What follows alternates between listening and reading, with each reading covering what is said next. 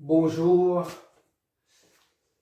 aujourd'hui on va faire des exercices d'application concernant toutes les puissances qu'on a vues pendant la vidéo précédente. Il s'agit de déterminer la puissance instantanée, puissance moyenne, celle réactive, celle apparente et le sens de circulation des puissances. En ce qui concerne la puissance instantanée, on fait une seule fois. Et après, c'est fini, on ne verra plus la puissance instantanée. D'accord? Parce que la puissance instantanée ne sert à rien du tout. D'accord? Elle varie sans cesse. Mais pourquoi on doit faire cette fois-ci trouver la puissance instantanée? L'objectif, c'est de confirmer tout ce qu'on a développé pendant la vidéo précédente. On a montré ce qu'est la puissance instantanée, mais sous forme littérale. D'accord? De même que la puissance moyenne et les autres. Et maintenant, ce premier exercice consiste à mettre en évidence ces puissances avec des applications via une application numérique. D'accord? C'est pour ça on va... Par contre, la puissance moyenne réactive, apparente, tout ça, on reverra chaque fois. Ainsi que le sens de circulation des puissances. Il n'y a que la puissance instantanée, on ne verra plus jamais après cette vidéo. D'accord? Bon, comme d'habitude, pour résoudre ce circuit, on doit amener tous les paramètres là, R, C et V au domaine fréquentiel. Parce que lorsqu'il s'agit d'un circuit en courant alternatif, cosinus de type cosinussoïdal ou sinusoïdal, on convertit tout le temps les paramètres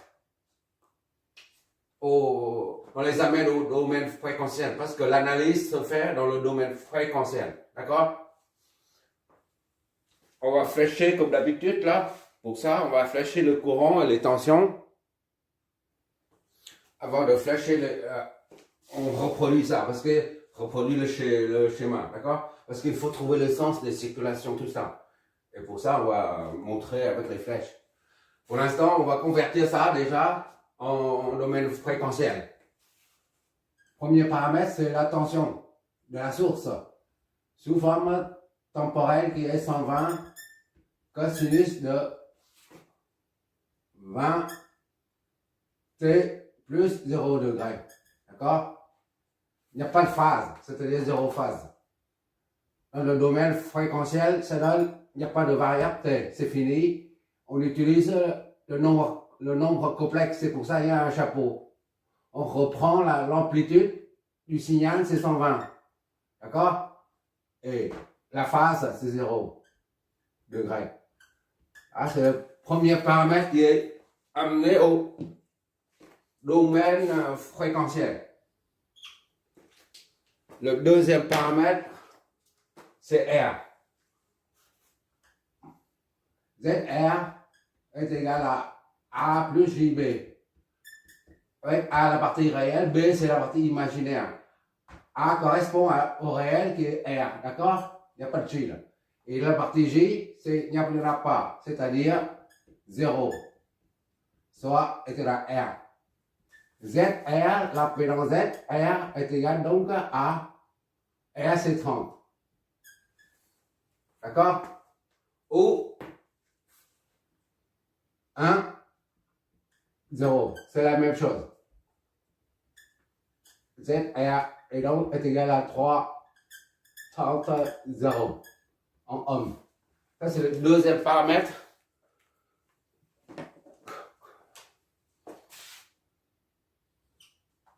Au domaine fréquentiel. Le troisième paramètre, c'est le condensateur. C'est ZC. D'accord? C'est 1 sur J, oméga C, ou bien moins J, moins 1 sur oméga C J. Voilà. Donc, Ah, c'est un C, il manque un C. Chaque fois que je m'éloigne, il faut un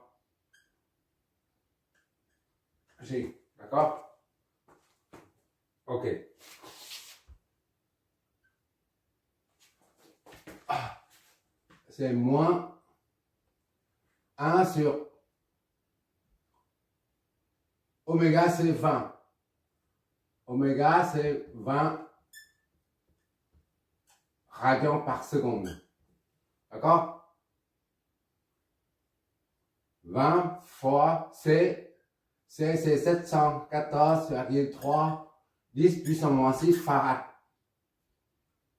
Oméga C fois G. D'accord? Ça donne combien ça?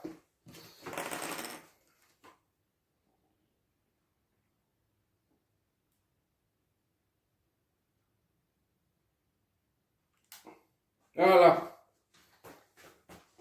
Tu regarderas là les deux dernières lignes. D'accord?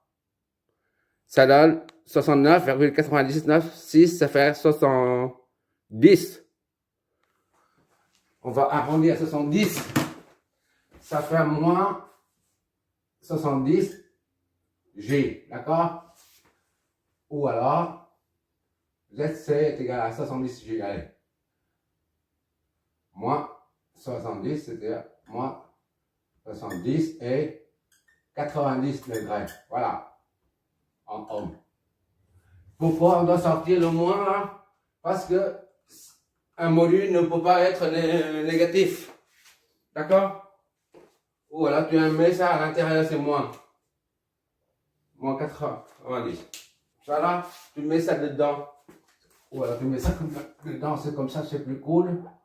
C'est égal à 70 moins 90 degrés. C'est la même chose, d'accord? Je mets deux. J'utilise les deux pour que tu vois un peu comment on manipule les nombres complexes sous forme polaire. C'est bon. Et maintenant, on va redessiner le circuit là. Là, c'est pour. On va l'utiliser quand on raisonne dans notre domaine fréquentiel. D'accord? Mais pour répondre à à la question, la première question, à déterminer la puissance instantanée. Cette puissance varie avec le temps. D'accord? C'est-à-dire, cette puissance dépend de la variable T. On ne raisonne pas en termes de fréquence, de phaseur. D'accord? Pour une fois, on utilise ça on calcule la puissance instantanée dans le domaine temporel seulement. Une seule fois. Mais après, on verra une trentaine ou quarantaine d'exercices d'application en monophasé, en triphasé. Et ben, on ne calculera plus jamais la puissance instantanée. D'accord? Comme on a signalé dès le début. Avant de calculer la puissance instantanée, on redessine le schéma avec les paramètres fréquentiels. D'accord? Maintenant, on va flécher le courant. Ça, c'est I. Et ici, c'est la même chose. Le même courant. Parce qu'il n'y a qu'une seule branche. Voilà. Et ça, c'est la tension. Récepteur.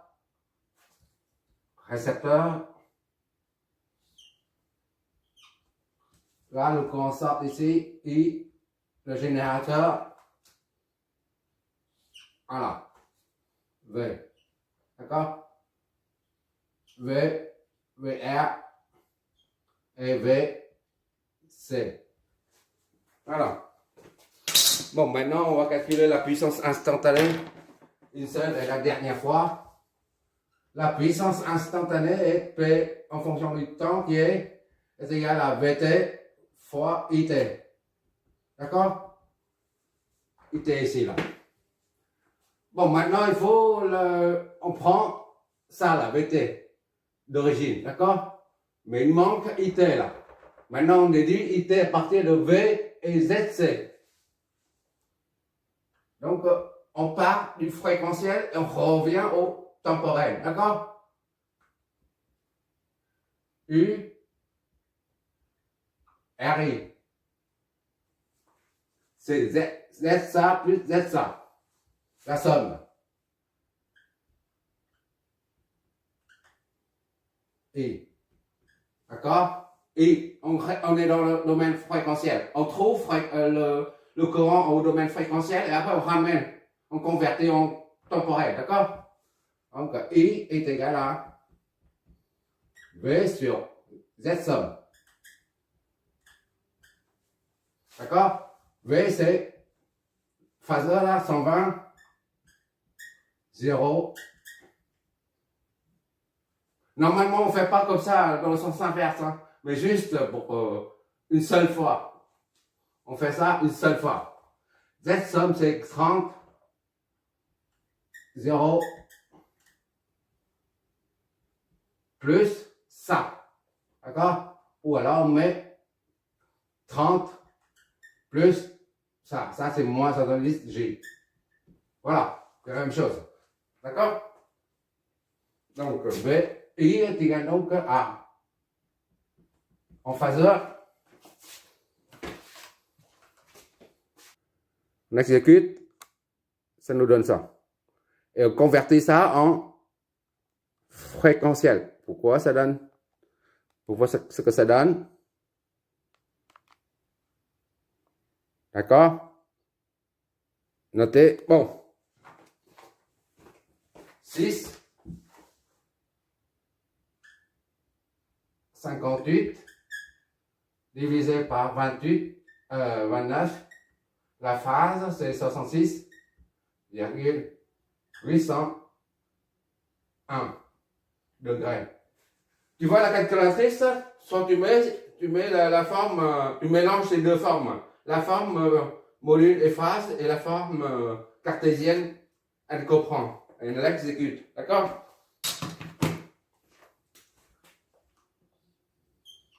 Voilà. Non, on a besoin. Ah oui, c'est bon. On aura besoin après. Bon, maintenant, on convertit ça en temporel pour pouvoir calculer la puissance instantanée qui dépend du temps. En temporel, ça nous donne I, T, on enlève le chapeau, 6, 58 sur 29, cosinus de oméga T, 20T, plus la phase.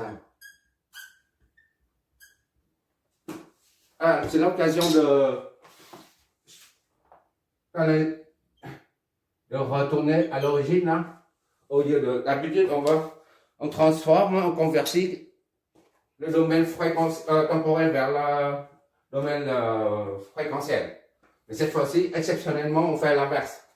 Bon, maintenant, on calcule BT, là, la puissance instantanée qui est égale à BT. BT, c'est ça. 120.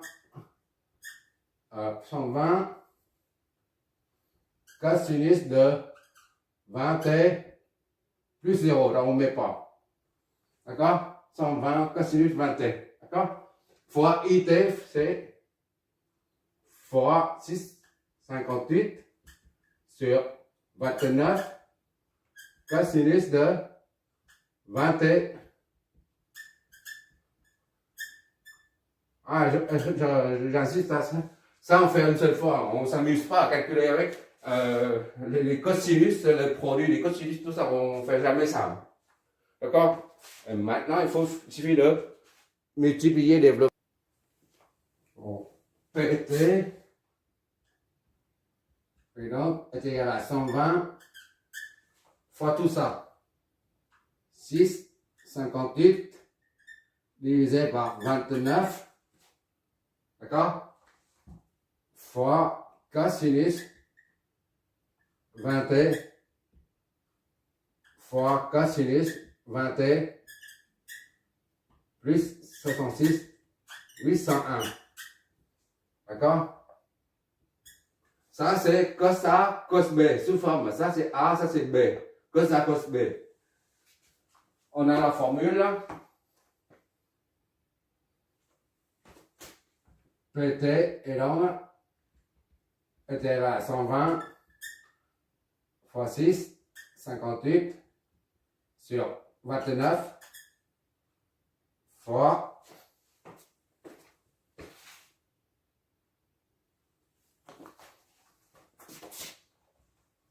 je développe un peu, je détaille un peu. Or, l'identité remarquable, cos A, cos B est égal à 1 demi de cos A plus B plus cos A moins B. Tout ça sur 2.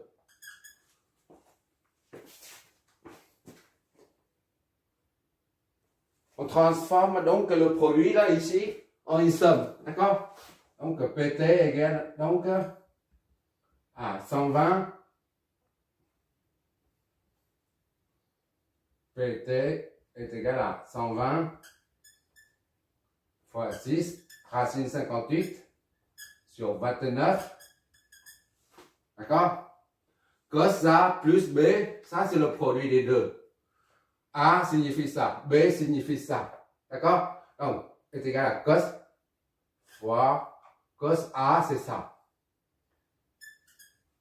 A, c'est 20T. Plus B, c'est ça.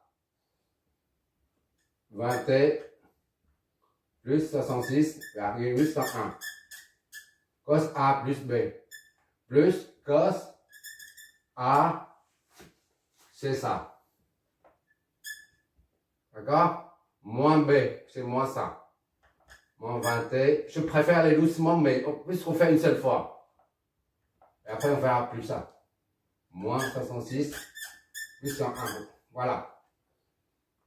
Tout ça divisé par 2. D'accord? Voilà. Ça fait combien ça? PT est égal donc à 120. Voilà, c'est long, c'est très long. C'est pas grave, on est là pour apprendre.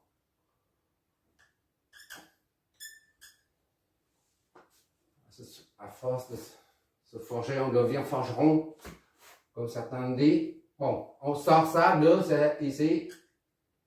Qu'est-ce qu'il nous reste? Cosinus de 40T plus 6,66, 1 degré, d'accord? Plus le 2, on le sort, d'accord? Plus cosinus de 0T, tout ça c'est 0. Ça, moins ça, 0. Ça fait moins 66, plus 101. D'accord? Bon. On va toujours, j'espère.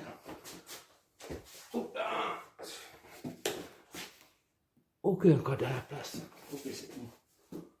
Bon, maintenant, on va développer encore. PT est égal à ça fois ça.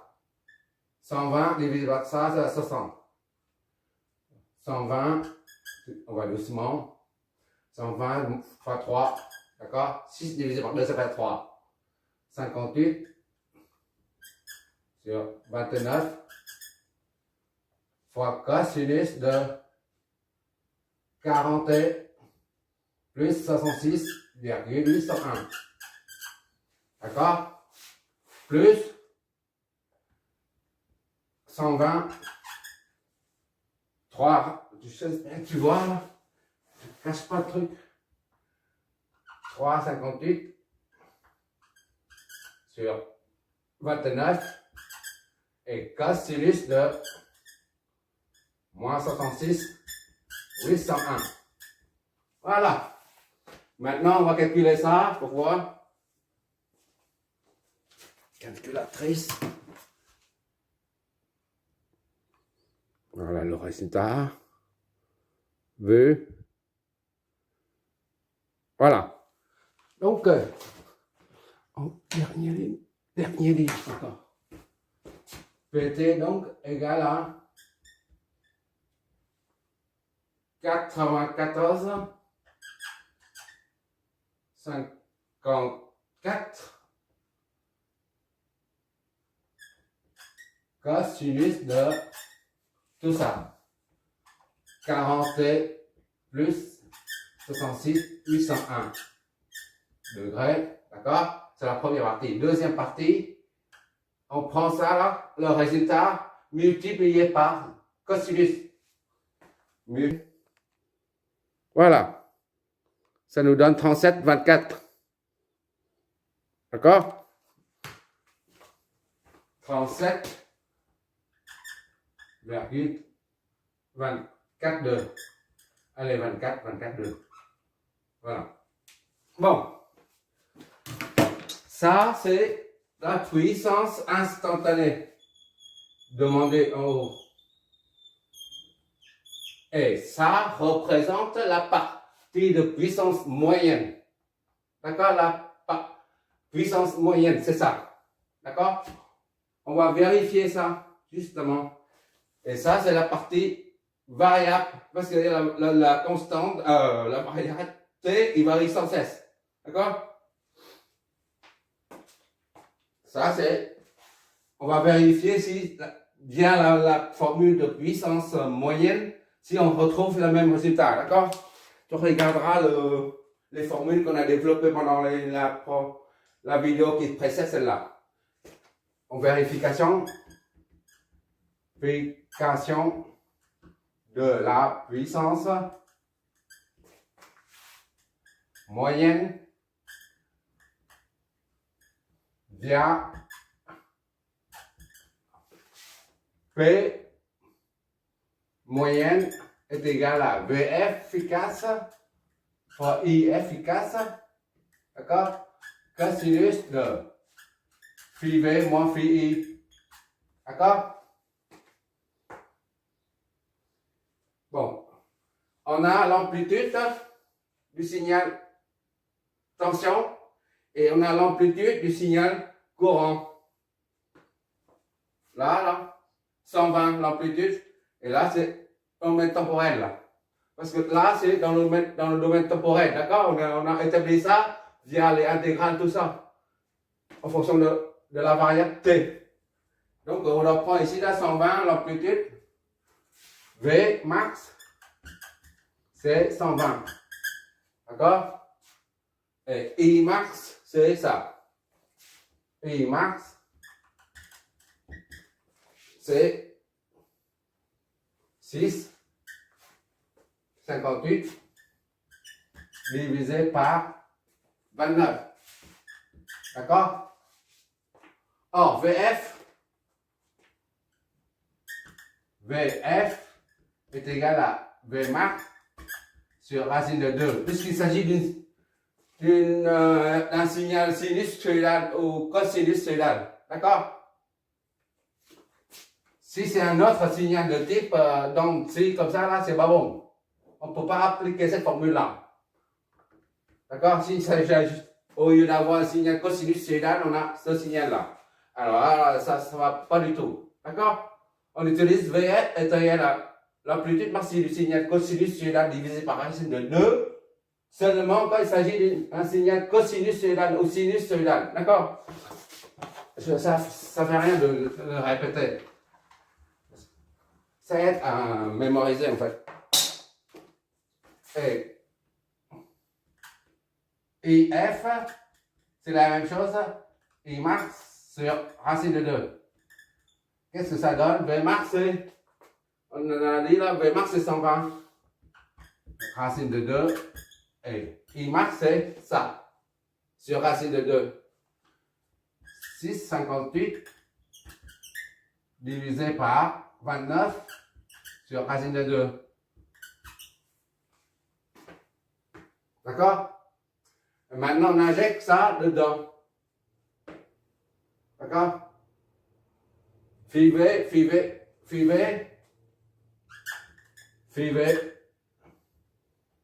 faut phi V là. Phi V, c'est la phase de la tension. V comme tension, I comme courant. D'accord? Phi V, la tension, elle est là.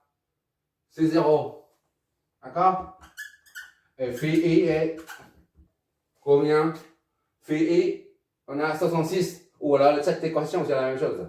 66, 801. degrés. Ainsi donc, on remplace tout ça dedans, ça donne P moyen est égal à BF, c'est 120 sur racine de 2. D'accord? Je garde toujours les fractions comme ça pour éviter les erreurs lorsqu'on a des chiffres, des nombres des décimaux. D'accord? BF, c'est ça. Multiplié par IF, c'est ça. Multiplié par 6,58 divisé par 29, le tout divisé par racine de 2. D'accord? Et fois cosinus de 0, phi v c'est 0 degré moins phi, d'accord? Moins 66, 801. Voilà, ce résultat, ça donne, normalement, ça doit, logiquement, ça doit donner ça. Sinon, il y a quelque chose qui ne va pas. On comprend tout de suite. Calculatrice. Bon, j'ai saisi l'équation là, l'expression plutôt. D'accord? Ça multiplié par cosinus multiplié par cosinus de ça moins ça. D'accord? Tu vois, 37, 242. Donc, c'est bon. 37, 242. 37, 242 watts. 242 watts. Donc, ça correspond bien ici à là. Ça, la puissance moyenne, comme on a dit, ici, là, ça correspond bien à ça. Puissance instantanée, c'est tout ça. Puissance instantanée. Instantanée. Et puissance moyenne, c'est la partie qui reste constante.